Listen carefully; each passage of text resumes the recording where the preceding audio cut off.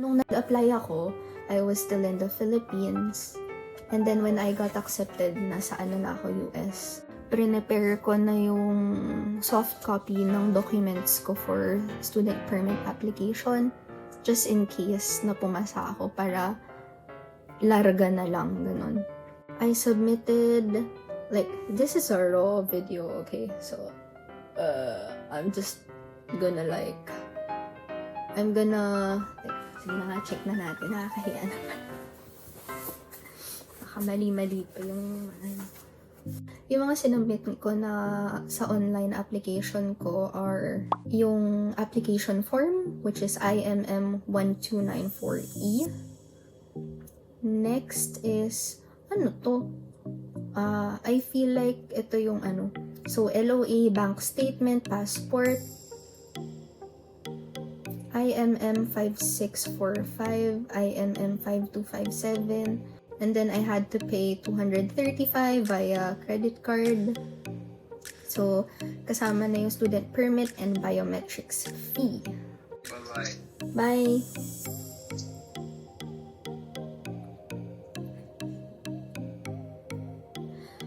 Okay, sorry.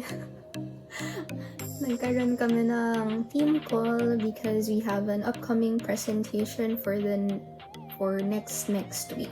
Where was I? Oh yeah, the forms. So don't be intimidated by the IMM forms. Yung isa is the application form. Ito yung mismong student application form and you need to fill it up. The next one is the family information form. This is the 5645E. I-input mo lang siya. And the last one is the IMM 5257. It is the temporary resident visa. So yung ina-apply mo, if I'm not mistaken as to how I understand it, so visitor visa is a temporary resident visa, and under sa temporary resident visa, meron mga yung work permit, di ba, yung mga ganun. Kasama na rin doon yung student permit. So, that is why we need to apply for this one. So, ito yung pinaka-visa natin, pero yung permit natin is student permit, hindi siya student visa. Yan. So, ano bang tips ko? Yung sa yung sa photo ko, I just followed the rules. The requirements rather. I just followed it as to how the CIC wants it. Ganun lang siya kasimple. So you follow the dimensions, specifications, quality of the photo, ayun. And I think pati background, if I'm not mistaken.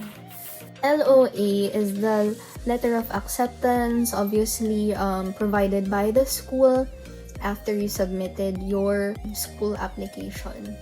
It will cover your personal information like name, address, and date of birth.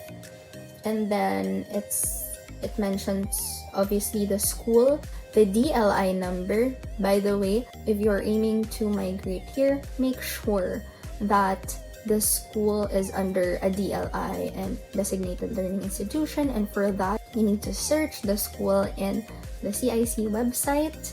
And do take note that not all designated learning institutions grant PGWP.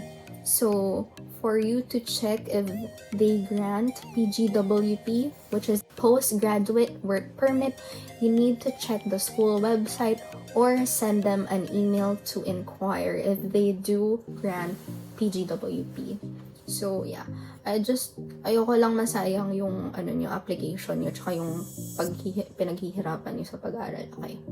What else? The program name, which is the course that I'll be taking, the status, if full-time or part-time, level of study, whether bachelor's or master's, program duration. So yun yung contents ng letter of acceptance.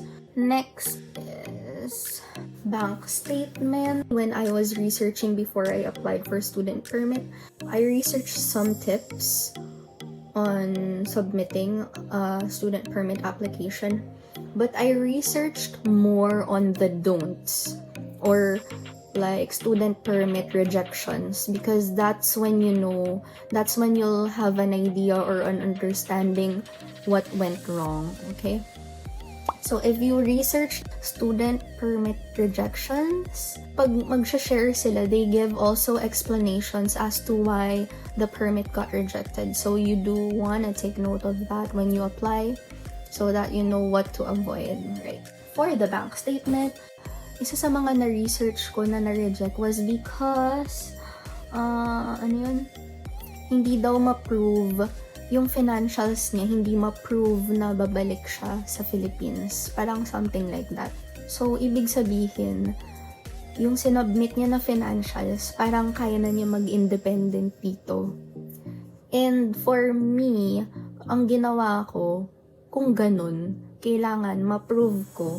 Meron kasi akong personal account, diba, na yung sa akin lang. Hindi yun yung sinubmit ko. Isang bank statement lang ang pre-provide ko, which is yung sa magulang ko, pero naka-end-or kami. And that is why, hindi ko na kinailangan mag-submit ng letter of support ba yun? Yung parang ganun. Na, kasi diba, pag nagsasubmit ka ng bank statement na hindi under sa name mo, you need to fill up another form or parang kailangan mo gumawa ng letter na isa-support ka niya or siya yung gagawa ng letter to state na she is willing to support your studies or something like that. I'm not familiar because that is not what I did. But ang alam ko, kailangan ng ganong extra step and hassle. So, yan na lang yung ginawa ko. And or no letter of support kasi naka-end-or na kami. And what I submitted was more than 1 million pesos. Ayun. Okay? So, i-take note niyo yun. I-explain ko mamaya. Next is passport, of course. Next, yung nakita nyo na student visa requirement na title name, it is my letter of explanation. Ayoko kasi i-ano sa inyo yung letter of explanation ko kasi personal siya. But I am gonna give some tips. Oh my God, my hair talaga. Hindi ko sure. Are you stressed? So, ganito. I shared my experience na napasa ko na yung student permit applications, and there were people who messaged me. Nagpapabasa sila ng ng letter of explanation. I prefer it short and concise. Ayoko ng paligoy-ligoy. If, for example, ako yung immigration officer and I review a lot of documents, it'll be so intensive. Alam mo yun? This is my personal way of thinking. That's why when I did my letter of explanation, it was only 1 page. Yung mga iba na nabasa ko, merong 2 pages, merong 4 pages. Ayun, may mga quotes or sayings, may mga quotes from songs. Hindi naman ako immigration officer, so di ko alam kung ano yung masasabi nila dun. I'm gonna give some tips based on my letter of explanation. I think this is the most important factor why I was approved. And the reason for that is because my program is good for 1 year. Now, yung isa sa mga rules, if you guys are aware that yung tuition fee is kailangan 1 year bayad ka na. So ako, 6 months lang yun nabayaran ko. Ang mahal kasi ng tuition. Ito yung tips na mabibigay ko. So first and foremost, I did address as an introduction. I said that I am writing you this letter to explain some points that might have caught your attention when considering the attached documents. So first of all, pinoint out ko na you need to think from an immigration officer's point of view. What are the things that could make them think twice? I explained why I resigned. The first part would be work background, okay? So I said that I went to the States and then I got stuck there. I next explained, nag-resign ako sa company because I'm planning to take over the family business. Why? I also explained because 2 of my sisters live in the US. My brother lives in the Philippines. Of course, my parents live in the Philippines. I live in the Philippines. Pero, all of my siblings all have families. Kumbaga, lalabas na sa akin na lang nakasalalay. Parang ganun. It shows that it is proof that I will return to the Philippines after I graduate, which is crucial. Isa yun sa mga visa rejections na nababasa ko because they cannot prove that they can go back to the Philippines. I also briefly explained my background during college. So I took up financial management back in college, and I explained why I took the course. I decided to take the course. Isa yun sa mga factors that could be a good point to relate. Alam mo yun, kailangan kasi ganun na relatable siya sa yung course na kukunin mo, relatable sa pinag-aralan mo sa Philippines or sa employment mo. I also explained why Canada, of all places, how superior Canada's education is. I also explained the specific course of this school which cannot be found on other schools. Usually MBA, di ba? Pero wala ka maririnig na Master of Organizational Management. It's not common. Next, eto na. I did say a while ago that the tuition fee, I think I did submit a copy of the tuition fee if I'm not mistaken. Baka naka-attach lang siya dun sa LOA. I think it was attached. Kasi alam ko kailangan din ng tuition fee. Yung proof na nakabayad ka na ng 1 year going back. Ang dami ko sinabi. So, 6 months worth of tuition fee. I did explain it here. Ang sabi ko, which I do not recommend because this is very, very risky.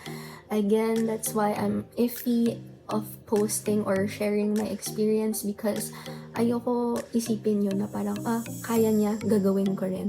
I'm already saying now that this is very, very, very risky. Syempre, it's better to follow the rules. So, ganun siya ka-risky. Parang na-stress ako na very slight. I stated that my family is very business-minded and they want to make sure that the student permit gets approved or the student permit gets granted before they can fully invest on my education. I did acknowledge that it was only paid half the year, and then I said that I can assure you, as proven on the bank statements that I provided, I can use that to pay for the rest of the tuition. Now, going back, if you are an immigration officer reading this, you can be iffy. Kasi syempre, sasabihin nila na, baka naman mag-withdraw sila, baka gamitin yung pera sa iba, baka sinasabi lang nila yun, diba? And so, sinabi ko rin dyan na I mentioned that that account was solely meant for my education. My family has account for the family business, for their personal account, and meron din for my studies. Kuno, ganun. Just as backup na parang, okay, so ibig sabihin, meron pa silang ibang sources of income, iba pang savings account, you know. So, yun. Ganun yung iniisip ko while I was doing the LOE. As you do your LOE, you can do it like how you want it to do it. And then, when you reread it, hindi yung parang sa tingin mo okay na to. Hindi. When you read it, it has to be from an immigration officer's point of view. Ano kaya yung mga factors kung saan nila ma-reject yung permit. And then from there, it's either you add supporting documents or you add it to the letter of explanation kung bakit tingin mo ma-reject. Pero hindi mo isa-state na baka i-reject niya. Hindi. Give explanations to why, ganyan, blah, blah, okay. And at the end of the letter of explanation, this is, I think, the most important. I mentioned that I am, of course, at your disposal to provide you with any additional documents that you deem useful for the processing of my electronic application for student permit. Why? It means that you are willing to comply in any case that they need more documents para hindi automatic na i-reject yung permit mo, di ba? Matatagalan lang, but at least it is progressing. So, yun. And then lastly, thank you in advance for the time devoted to the treatment of my application. So, yun. You need to have the eagerness to really want it. Alam mo yun, hindi yung sip-sip. It is a formal letter. That's why yung mga quoting sa mga songs, parang di ko sure.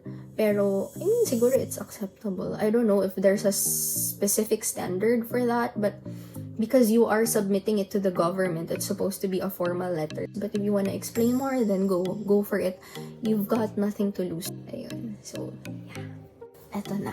I was in the US when I submitted my application. I got the biometrics letter. You will receive it, I think, on the day or the next day. And because of the pandemic, of course, visa applications closed. And that caused the delay. If I'm not mistaken, wait, let me just double check. So, I've waited for a few months. Sobrang restless nights. Naalala ko yun. As in, dumadating yung time na hindi talaga ako nakakatulog. Like, 24/7 gising ako. Not even 30 minutes or 1 hour of sleep because I kept on thinking about the application. Ganun siya kahalaga sa akin. Okay. Screenshot ko na para eksakto tayo. Ayan. Okay. Gulo. So, March 27, I submitted my application. And then, you'll receive a confirmation of online application transmission and yung submission confirmation.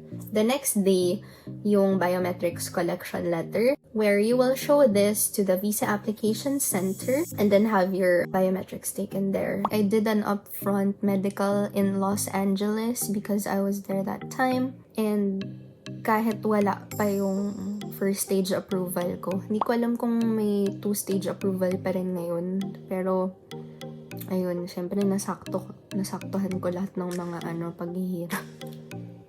Okay, no pain, no gain. So, June 22, nag-upfront medical na ako. Pinakita ko lang yung passport ko and UCI ba yun? Yung, tama ba? Oo, student permit application number, parang ganun, yung sinubmit natin sa CIC. Ang bilis lang nung, nabigay ako. Ang bilis lang nung medical. It took only 30 minutes for all blood tests, urine, x-ray, ano pa ba, yung sa vision, yung mismong consultation. Natanggap ko yung results. So, June 22, ako nagpa-medical. I got the results June 25. Ganun kabilis. And then, wala na akong kailangan i-upload. Wala ka naman choice. Hindi mo magagalaw yung profile mo once you submit it already. Ang mangyayari, kung saan ka nagpa-medical, sila yung mag-upload. I think ililink nila yung results dun sa UCI. And then, yung biometrics. So, the problem is that it was closed for a while. I checked every single day kung kailan mag-reopen. Kasi naman hindi kasi disiplinado yung mga tao. Sinisi. So anyway, so March 27 siya, diba? I'll show the biometrics letter so that you guys have an idea. Nakapag-biometrics lang ako, July na. Sure ka ba dun? God, nalala ko. It was very hard, pero wala tayong choice. We need to wait. I presented my passport, showed the biometrics appointment letter. They are gonna match the details of the personal information mo sa passport and sa biometrics letter. It has to match, or else kailangan mo, I think, magpa-edit ng information or something. I'm not sure about that, but yeah. Yung nangyari muna while I was waiting is the upfront medical and then the biometrics. Yung biometrics nung July 27 ko na ginawa. And sobrang swerte ko neto kasi nagsarado sila after ulit. Every day, check ko yung visa application center. I keep on refreshing kung kailan siya magkakaroon ng opening or kung kailan mag-open yung mga visa application center. And bigla na lang pag-refresh ko, biglang merong available. Tapos, nabook ko to, yung July 27 nabook ko siya 1 month before. Parang ganun, if I'm not mistaken. So, the following week, nung nabook ko to, kasi online appointment yung sa biometrics because of the COVID, diba? The following week, inisip ko, baka may available na earlier. So, na nag-check ako, wala pa nga akong ini-input na date or what. Basta nag-check lang ako pumunta ako sa visa application center. Sarado ulit. Tapos walang availability for appointment. So, naswertehan ko lang talaga to. Oh my God. Talaga. For real. Okay, so anyway, July 27, biometrics. And then, wait, anong date to? August 14, I got a letter, yung under other, it says, I'm gonna take a screenshot of this one. Ano na to? Ito na yung first stage approval ko. August 13. Isipin mo, March ako nag-apply. August ako na-approve for the first stage lang. Saya, diba? Ayun. So, next, dumating November 17. Can you imagine that? August, September, October, November. Oh my God. Additional 3 months of waiting. Email lang pala nung validity of info. Kakainis. Nakakatawa. Yun yung correspondence letter. Next, November 17 ulit. Oh my God, yun na yung napasa. Parang first time lang na Oh my God, yun na yung napasa na. Nung November 17, I got the approval. Mga parang 1.5 weeks to 2 weeks. Tama ba? Lilipad na ako pa uwi. So, when you get your approval, your permit approval, kailangan mo ibigay sa Visa Application Center. Ang process niyan, ipapadala mo sa Visa Application Center. Si Visa Application Center, papadala niya sa ano yung tawag doon? Consulate ba yun? Basta yun, papadala niya sa Canadian Embassy. Basta ganun, ipapatatak nila, babalik sa Visa Application Center, tapos papadala sa akin or ipipick up ko sa Visa Application Center. And of course, this is passport that we are talking about, which I cannot leave the country without. And so, kasi ganito yun. Bakit sasabihin ninyo, diba?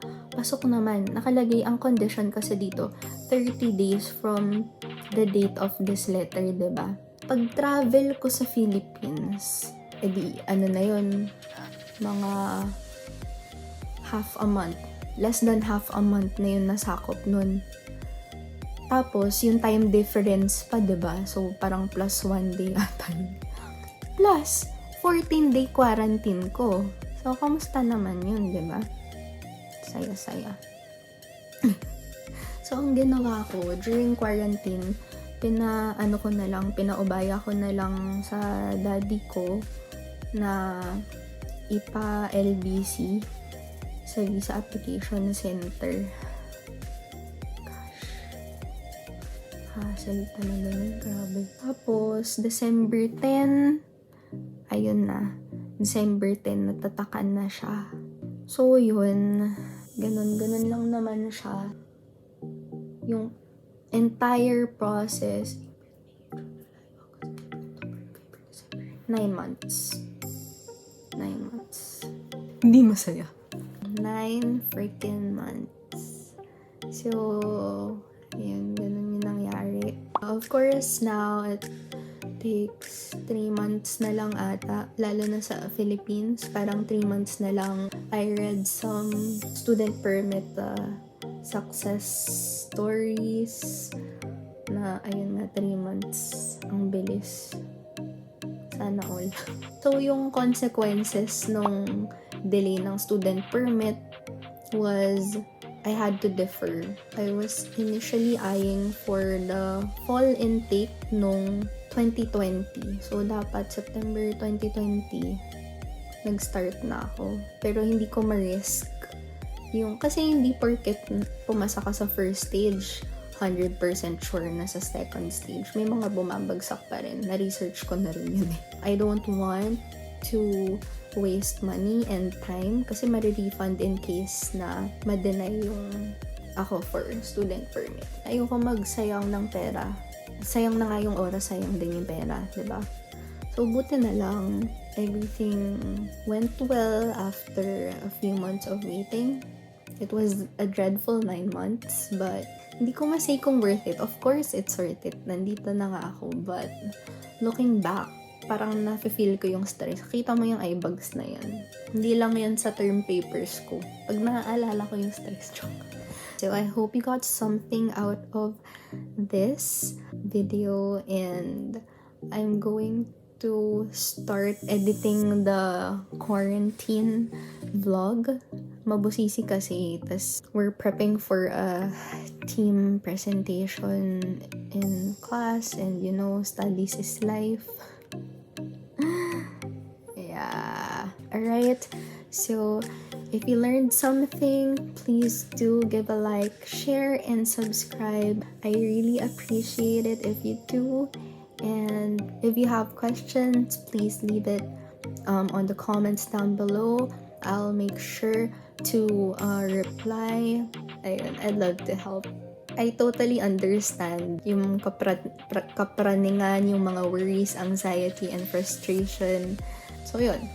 And I'll see you guys on my next vlog. Bye!